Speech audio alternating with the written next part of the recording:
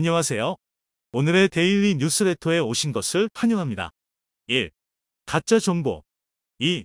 한국과의 신뢰. 3. 푸틴도 화를 낸다. 한번 진실을 알아봅시다. 최근 필리핀에서 FA-50의 가동률 관련 문제가 뜨거운 감자로 떠오르고 있습니다. 90% 전후를 유지하고 있다던 FA-50의 가동률이 실제로는 25% 미만이라는 외신의 폭로가 이어지며 많은 이들이 충격에 빠졌는데요. 숨겨진 속사정이 밝혀지며 전 세계가 또 한 번 발칵 뒤집혔다고 합니다.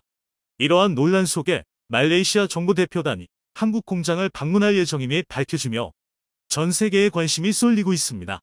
또한 80% 이상의 생산 능력을 향상시킬 수 있는 한국 공장의 신기술이 공개되며 곳곳에서 기립박수가 터지고 있다고 하는데요. 그 자세한 내용 알아보도록 하겠습니다. 지난 11월 20일 필리핀의 군사 전문 매체 맥스 디펜스에서 필리핀에서 보유 중인 FA-50 12기 중 3기만 운용 가능하다는 내용의 기사를 보도하며 FA-50의 가동률에 대한 논란이 시작되었습니다. 이어서 또 다른 필리핀 언론과 이탈리아 언론이 해당 기사를 확산시키며 그 논란이 일파만파 커졌는데요. 이탈리아는 M346을 만드는 국가로 FA-50 이슈화에 적극적입니다. 이탈리아의 저널리스트 스테파노 디르소는 지난 11월 22일 해당 내용에 관한 후속 기사를 보도했습니다. 예비 부품 공급망의 지연으로 인해 현재 12대의 항공기 중 3대만이 운영될 수 있다며 그 상세한 내용을 전했는데요. 제대로 된 사실 확인 없이 필리핀 측의 일방적인 주장만을 전하고 있어 한국으로서는 난감할 수밖에 없습니다. 그는 필리핀 공군을 통해 일부 FA-50PHZ기가 현재 작동하지 않고 있으며 예정된 필수 유지 보수를 받고 있음을 확인했다고 밝혔습니다. 문제가 발생한 항공기의 정확한 숫자가 확인되지는 않았지만 공급망에 지연이 있음을 확인했다고 전했는데요. 한국산 항공기의 모든 사용자에게 영향을 미치는 예비 부품 공급망의 지연으로 인해 12대의 항공기 중 3대만 운영될 수 있다는 보고서가 나온 후에 확인된 사실이라며 그 문제의 원인을 한국 탓으로 돌렸습니다. 또한 그는 공급망의 지연은 현재 인도네시아, 이라크, 태국 및 콜롬비아를 포함하는 항공기의 다른 사용자에게도 영향을 미칠 수 있다며 이것이 몇 주 전에 폴란드에서 주문한 FA-50의 인도에 어떤 영향을 미칠지 알 수 없다고 그 논란을 더욱 키웠습니다. 최근 FA-50에 대한 가동률 이슈가 심각해지자 필리핀 공군은 FA-50 전투기 5기가 비행하는 사진을 올리며 진화에 나섰는데요. 이를 본 맥스 디펜스가 5기는 40%의 가동률밖에 안 된다며 또다시 공격하고 나서면서 가동률 문제가 재점화됐습니다. 공군 대변인인 카스티오 대령은 일부 FA-50 항공기가 현재 비운항 상태인 것은 사실이나 대부분이 예방 차원에서 행해지는 의무적인 예방 점검을 받고 있다며 지속적인 정기 점검일 뿐 곧 복귀할 것이라고 밝혔는데요. 대변인은 일부는 해외에서 들어오는 예비 부품을 기다리고 있다며 이러한 부품은 비행 운영의 안전을 보장하기 위해 특정 시간 사용 후에 주기적으로 교체해야 한다고 덧붙였습니다. 또한 대변인은 최근 글로벌 사건으로 인해 공급망이 느려졌다며 변명의 말을 전했는데요. 이러한 필리핀 측의 주장은 납득하기가 어렵습니다. 코로나19로 인한 글로벌 공급망 문제에도 불구하고 한국에서 운용 중인 FA-50은 여전히 90%대 전후의 가동률을 유지하고 있기 때문이죠. 역시나 자세한 내막을 살펴보니 필리핀 측에서 정비 미숙으로 정비 부품 조달을 늦게 받아 벌어진 일이었음이 밝혀졌습니다. 필리핀 정부의 늦은 의사결정과 예비 부품의 추가 주문에 관한 예산 집행의 차질 등 복합적인 문제가 얽혀 이번 가동력 저하 사태를 가져왔던 것이죠. 이번 이슈는 상대국의 잘못에 의한 해프닝으로 잘 넘어가긴 했으나 앞으로도 상대국의 문제로 인한 비슷한 문제가 얼마든지 다시 발생할 수 있습니다. 만일의 사태를 대비하기 위해 카이에서도 적절한 대비책을 세우는 것이 필요할 것입니다. 해외에 판매된 FA-50의 운용 실태를 주기적으로 모니터링하고 정비 및 부품 수급에 대한 선제 대응이 가능하도록 컨설팅을 지원한다면 이와 같은 사태를 막을 수 있을 것으로 보이는데요. K9 자주포의 판매사인 한화의 경우 매년 K9 자주포를 구매한 클라이언트를 모아 세미나를 통해 정보 교류를 진행하고 있는데 이러한 방법도 참고하면 좋을 것 같습니다. 이와 같은 논란 중에 FA-50의 말레이시아 수출이 임박했으며 12월 중 한국 공장 실사에 나설 예정이라는 소식이 전해지며 전 세계에 이목이 쏠리고 있습니다.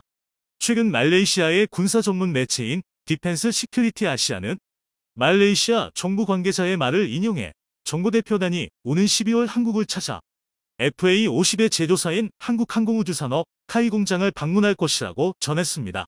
말레이시아 경전투기 사업에 대한 전투기 선정이 마지막 평가 단계에 들어간 가운데 말레이시아 정부가 평가 기종 중 유일하게 FA-50에 대한 실사평가를 시행하기로 결정한 것인데요. 또한 매체는 말레이시아 정부가 카이 이외의 경쟁업체 생산시설에 대해서는 실사를 고려하지 않고 있다고 덧붙이며 그만큼 FA-50을 도입할 가능성이 상당히 큰 것으로 예상했습니다. 또 다른 현지 언론은 지난 DX 코리아 2022에서 미국이 FA-50의 이사 레이더와 암남 통합을 승인했다는 내용을 보도했는데 그로 인해 말레이시아 정부가 한국의 FA-50을 선택할 가능성은 더욱 커졌습니다.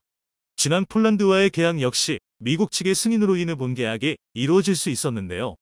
그 과정에서 폴란드 측에서 개발비를 부담하게 되었습니다. 결국 말레이시아는 FA-50 블록 20을 구매하기 위해 기다린 결과 별도의 개발비 지출 없이 가능한 예산 범위 내에서 최신형 FA-50을 구매할 수 있는 행운을 얻게 되었습니다. 말레이시아 정부는 카이와 가격 협상에 합의한 뒤 오는 11월 중순 무렵 한국에 실사단을 파견하여 도입 절차를 마무리할 계획입니다. 한 업계 관계자에 따르면 말레이시아 정부 대표는 한국을 방문하여 FA-50 경전투기에 대한 기체 검사 등 물리적인 평가를 수행한 뒤 카이의 생산시설을 방문할 예정이라고 합니다. 이 외에 다양한 정보는 추후 보다 자세히 공유할 계획임을 밝혔는데요. 카이는 FA-50 경전투기의 생존성을 입증하기 위해 미국산 전투기를 가상의 적기로 사용하여 합동 교전 능력을 선보일 것으로 예상되고 있습니다. 이는 기존의 폴란드가 FA-50 실사 평가 시 높이 평가했던 부분으로 말레이시아의 마음 역시 사로잡을 수 있을 것으로 기대되고 있습니다. 현지에서는 한국이 말레이시아에 수출할 경전투기로 최신 개량형인 FA-50 블록 20을 예상하고 있으며 최신 이사 레이더가 탑재될 것으로 보입니다. 말레이시아 공군은 이번 사업을 통해 1차, 2차에 걸쳐 18기씩 총 36기의 FA-50을 구입할 전망인데요.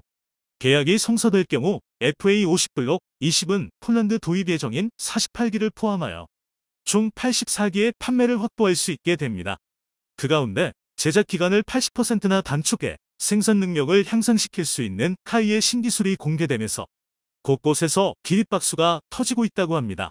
전투기는 다른 무기들보다도 첨단 장비가 대거 탑재되는 복잡한 병기입니다. 제작 과정에서 발생하는 아주 작은 오류 하나로도 현장에서 장비의 오작동이 일어나거나 심지어 대형 인명사고로 이어지는 등 위험이 큰 만큼 상당한 관심과 집중이 필요한데요. 최근 한국이 제작 과정에서 인간보다 더 정교하고 정확하게 작업할 수 있는 로봇을 도입하면서 전 세계를 놀라게 했습니다. 로봇을 이용한 자동화를 통해 정교함과 많은 시간이 필요한 작업을 정확하고 빠르게 해낼 수 있게 되었는데요. 이러한 자동화 공정은 세계 항공기 시장에서 가장 높은 고지에 있는 미국의 로키드 마틴 역시 갖추지 못한 신기술이라고 합니다. 특히나 여기에 사용된 세계 최고 수준의 대형 로봇 드릴링 시스템과 자동화 장비가 모든 국내에서 개발된 것으로 밝혀져 더욱 이목을 끌었는데요. 하지만 기계가 담당하게 된 부분은 후반부 조립과 드릴링 작업 정도로 여전히 제작 과정의 90% 가까운 작업에는 사람의 손길이 필요하긴 합니다. 대신 로봇의 팔을 통한 드릴링으로 사람이 직접 작업할 경우 154초가 걸리는 작업을 25초로 대폭 단축했습니다. 또한 후반 최종 조립 과정 역시 자동화 시스템을 통해 0.001인치의 오차 범위로 조립할 수 있게 되었으며 작업시간 역시 80% 가까이 단축할 수 있었습니다. 이러한 작업시간 단축은 곧 생산성 증대로 이어져 쏟아지는 수출 물량을 감당하는 데 큰 기여를 할 수 있을 것으로 기대되고 있습니다. 자동화 생산 시스템은 현재 많은 수출 건이 진행 중인 FA-50뿐만 아니라 KF-21 제작에도 역시 적용될 예정인데요. 생산 시간을 감량함으로써 내수용과 수출용 기체의 생산량을 모두 감당할 수 있게 된 것입니다.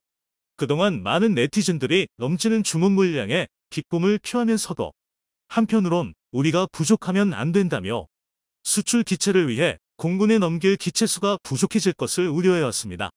한 네티즌은 공군 수주 먼저 맞춘 뒤에 수출권으로 넘어가자는 반응을 보이기도 했는데요. 네티즌들은 이번 카이의 신기술 개발로 인해 큰 걱정을 덜게 되었다며 기뻐했습니다. 현재 카이는 콜롬비아, 이집트 등 세계 여러 국가에 FA-50의 수출을 추진하고 있습니다. 지난 6월에는 미국 록시드 마틴과 협약을 맺고 글로벌 마케팅도 진행 중인데요. 2024에서 2025년 중 미국의 공군 및 해군 전술훈련기 사업에도 참여한다는 계획을 밝혔습니다. 또한 현재 여러 나라에서 구매 의사를 밝히고 있는데요. 강고영 카이 사장은 폴란드 현지 매체와의 인터뷰에서 폴란드와 FA-50 사업이 끝나면 KF-21 전투기 도입 프로그램을 협력할 수 있을 것이라고 말하며 폴란드에 전투기를 추가 판매할 가능성이 있다는 반가운 소식을 전했습니다. 이렇게 FA-50의 구매는 빠른 속도로 진행되며 KF-21 판매로 이어지는 등 그 규모가 점점 커지고 있습니다. 한국 방산의 입지가 그만큼 더 굳건해지고 있는데요. 최근 들어 우크라이나 전쟁에서 흘러나오는 러시아군의 굴욕적인 영상이 연일 화제입니다. 역공에 나선 우크라이나가 전쟁의 흐름을 쥐게 되자 그동안 러시아가 감추고 있던 민낯이 드러나고 있는 것인데요. 러시아 내부에서도 더 이상 무기도 지휘체계도 남아있지 않아서 전장에 던져진 징집병들은 뭘 해야 하는지조차 모른다는 증언이 나와 충격을 주고 있습니다. 그리고 기본조차 안 된 러시아군들의 모습이 담긴 영상들이 이런 발언을 뒷받침하고 있죠. 그 중에는 하이마스에 얻어맞은 러시아 탄약 보급 차량이 우왕좌왕하다 유폭을 일으켜 아군 차량까지 폭파시키는 영상도 있었는데요. 결국 패전의 흐름을 돌이킬 수 없다고 판단한 러시아에서는 우크라이나가 도리어 침공을 해올까봐 국경선을 따라 방어진지를 구축하고 있습니다. 준비한 영상과 소식 함께 보시겠습니다. 매서운 기세로 역공세에 돌입한 우크라이나. 매일매일 우크라이나가 조국의 영토를 해방했다는 소식이 속속 들려오고 있습니다. 우크라이나 전쟁의 전과를 주로 전하는 트위터의 노엘 리포트에 따르면 바로 얼마 전에도 우크라이나는 루안스크주와 도네츠크주에서 3개의 도시를 탈환했습니다. 동부에 이어서 남부 전선에서까지 러시아군을 밀어내기 시작해서 남부 전선의 최고 요충지인 헤르손의 완전한 탈환도 조만간으로 보이는데요. 지금 헤르손은 푸틴의 강압적인 병합 투표를 통해 러시아 영토로 선포된 지 한 달도 되지 않았기 때문에 러시아는 전 세계의 웃음거리가 되고 있습니다. 이렇게 공세로 전환한 우크라이나는 전장에서 일어나는 일을 생생하게 담은 영상들을 승전보와 함께 가져오고 있는데요. 이를 통해 드러난 러시아군의 실상은 생각보다 훨씬 더 어처구니 없었습니다. 최근 공개된 한 영상에는 러시아군 2명이 점령지의 가정집에서 세탁기를 훔치는 모습이 담겨 있었습니다. 나무 그늘에 Z자가 선명히 새겨진 차량을 주차해놓고 건물 내부에 들어간 2명의 러시아군이 이윽고 드럼 세탁기로 보이는 흰색 가전제품을 함께 들고 나와서 그걸 차량에 집어넣는 장면이 그대로 찍힌 것입니다. 특별 군사작전이라는 명분으로 우크라이나를 침공했다면서 둘이서 낑낑대며 세탁기나 약탈하고 있는 모습을 보면 헛웃음이 다 나오죠. 심지어 이들은 그 모습이 우크라이나한테 전부 찍히고 있다는 사실도 몰랐습니다. 또 다른 영상에서도 러시아군은 점령지의 레저시설을 약탈하는 모습을 포착당했습니다. 그리고 이번에는 이를 보고 있던 우크라이나 포병들한테 큰 선물을 받았죠. 자국시설물이라도 얼마든지 부술 각오가 되어 있는 우크라이나군은 그곳에 포격을 가하는 것도 망설이지 않았습니다. 또 얼마 전에는 막 이륙한 러시아 전투기가 우크라이나 국경도 넘지 못하고 예이스크 시가지에 추락한 영상이 공개되어 화제가 되었는데요. 운전 중이던 러시아 차량의 블랙박스에 담긴 이 영상은 이륙한 지 얼마 되지도 않은 수-34가 저공에서 갑자기 통제력을 잃어버리더니 시가지 아파트로 추락하는 모습이 생생히 담겼습니다. 사고의 원인을 조사한 결과 수-34는 너무 오래 저공 비행을 한 나머지 버드 스트라이크로 추락했다고 합니다. 대러시아 경제 제재로 인한 부품 부족과 제대로 된 정비 인력의 부재가 빠르게 고도를 올리지 못했던 원인으로 꼽히는데요. 이렇듯 러시아군은 이미 만성적인 물자 부족 상태에 빠져 제대로 전쟁 수행을 할 수가 없는 상태입니다. 본토에서 제공하는 물자의 양 자체가 모자란 이유도 있지만 후방 보급 라인이 우크라이나한테 처절하게 얻어맞고 있는 것도 한몫하죠. 이미 우크라이나는 주변국이 지원해준 드론과 미국이 제공하는 위성 정보를 통해서 전장의 동향을 제 손바닥 보듯이 읽고 있습니다. 후방 보급 라인 역시 마찬가지죠. 러시아군 탄약 보급 차량이 하이마스에 얻어맞는 장면이 담긴 영상에서 확인해 볼 수 있는데요. 별다른 은은패도 없이 방심한 채 달리던 보급 차량은 드론을 뒤늦게 눈치채고 숲속으로 숨었지만 결국 하이마스가 날린 미사일에 맞고 폭발을 일으켰습니다. 이윽고 발생한 화재로 인해 싣고 있던 탄약이 유폭을 일으켜서 주변을 쑥대밭으로 만들기 시작했습니다. 그리고 그중 한 발은 아군 차량을 직격해 또 다른 폭발을 일으키기까지 했죠. 이렇듯 우크라이나한테 전방은 물론 후방까지 골고루 유린당하고 있는 러시아는 한 발, 두 발 전선에서 밀려나고 있습니다. 세계 2위 군사력이라는 러시아가 개전 7개월 만에 이런 웃지 못할 상태가 된 것은 사실상 군에 남은 병사가 졸병들 뿐이기 때문입니다. 얼마 전 러시아의 예비군이 텔레그램을 통해 퍼뜨린 내부 고발 내용에 따르면 징집되어 우크라이나로 보내진 러시아 군인들은 탄약도 없고 지휘관도 없으며 전장에서 무엇을 해야 하는지조차 모른다고 하는데요. 그들의 표현에 따르면 러시아 징집병들은 우크라이나 들판에 개처럼 내던져졌다고 합니다. 이들은 제복과 소총, 총검은 받았지만 총알은 하나도 못 받았고 명령을 내릴 장교도 없어서 당연히 아무런 정보도 얻지 못했습니다. 이들은 정보도 명령도 없다. 우리는 국민이 어디 있고 적이 어디에 있는지 몰라서 불안하다. 무전기도 탄약도 의료용품마저도 없다며 불합리한 상황을 토로했습니다. 덧붙여 이걸 우리 당국에 보여주고 싶다. 이게 정상이라고 보느냐며 일갈했습니다. 마치 총을 들고 앞에 가던 사람이 쓰러지면 그 총을 주워서 쓰라던 2차 세계대전 시절의 소련을 방불케 하는데요. 하지만 러시아는 그때와는 다르게 이번에는 이기지도 못할 것으로 보입니다. 최근 들려온 소식에 따르면 러시아는 이제 도리어 우크라이나가 국경을 넘어와서 공격할까봐 벌벌 떨고 있습니다. AP통신의 보도에 따르면 러시아는 현재 우크라이나와 접전 중인 전선 전역의 국경선에 방어 진지를 구축하는 작업에 돌입했다고 합니다. 바그너 라인이라고 명명된 이 방어선은 우크라이나 기갑 차량의 전진을 방해하기 위해 작은 피라미드 모양 콘크리트 구조물로 이루어져 있습니다. 드래곤즈 티스 혹은 용치라고 불리는 이 구조물은 주로 두 가지 용도로 활용됩니다. 일단 사람의 허리 정도 오는 크기를 활용해 보병이 뒤에 숨는 엄폐물로 활용할 수 있고 또한 지그재그로 배치해서 전차에 발을 묶을 수가 있습니다. 적당한 간격으로 배치된 용치는 전차 사이즈의 궤도로는 피해서 넘을 수가 없어서 엔진 출력으로 부수거나 공병들이 먼저 가서 처리해야만 하죠. 명색이 침략 전쟁을 일으켰다는 나라가 자기들한테 침략을 당한 나라의 반격에 국토를 잃을까봐 무서워서 바리케이트를 치고 있는 것입니다. 이에 대해 AP통신은 1000km에 달하는 전선을 따라 우크라이나군이 보복하러 넘어올 수도 있다는 공포가 러시아 내에서 확산되고 있기 때문일 것이라는 분석을 남겼습니다.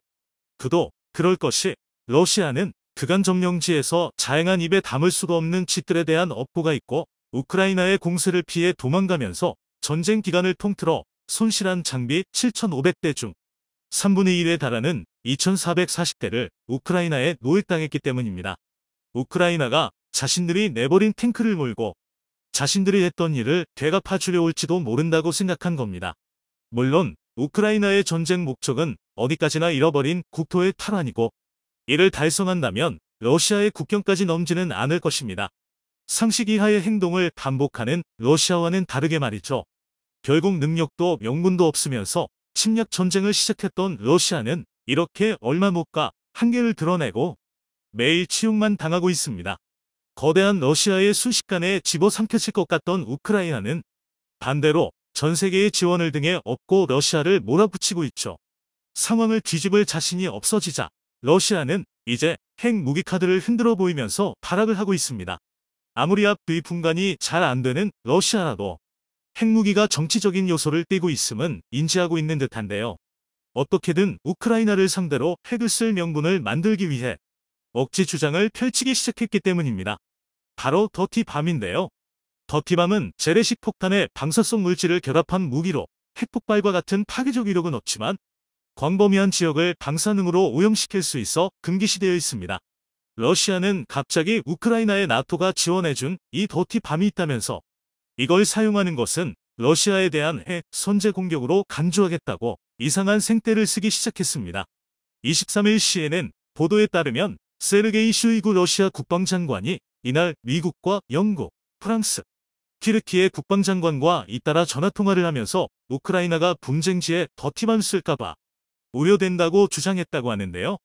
쇼이구 장관은 우크라이나 상황이 급속히 악화하면서 통제되지 않는 국면으로 향하고 있다면서 우크라이나의 도발 가능성을 집중 부각했습니다. 물론 이는 아무런 근거도 없는 헛소리지만 이를 통해 아무튼 핵무기를 사용해 우크라이나를 제압하고 확전의 구실로 삼겠다는 속셈인 것입니다. 핵 전쟁의 가능성이 생겼으니 더 이상 서방 국가들도 가만히 듣고만 있지 않았습니다. 미국, 영국, 프랑스 3국이 이에 대해 즉각 반박하는 내용의 공동발표문을 냈는데요. 이 공동발표문을 통해 3국은 우크라이나의 주권과 영토에 대한 변함없는 지지를 표명하고 우크라이나가 자국 영토에 더티밤 사용을 준비하고 있다는 러시아의 명백한 거짓 주장에 반대한다는 뜻을 밝혔습니다.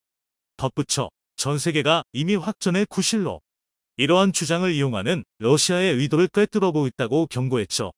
미국, 영국, 프랑스는 핵무기를 실제로 쓸 수 있는 대표적인 서양 국가들. 사실상 허튼 소리로 핵쓸 명분을 만들었다가는 가만히 있지 않겠다고 엄포를 놓은 것입니다. 러시아는 아직도 핵을 꺼내들면 상황을 뒤집을 수 있다고 생각하는 모양이지만 그런 상황이 되면 사실상 전 세계가 그들의 적이 될 것이며 그 이전에 러시아에 있는 핵무기가 제대로 작동은 할지 걱정해야 할 것 같은데요. 부디 러시아가 이런 상황을 받아들이고 이 이상 무고한 희생을 만들지 않았으면 좋겠습니다.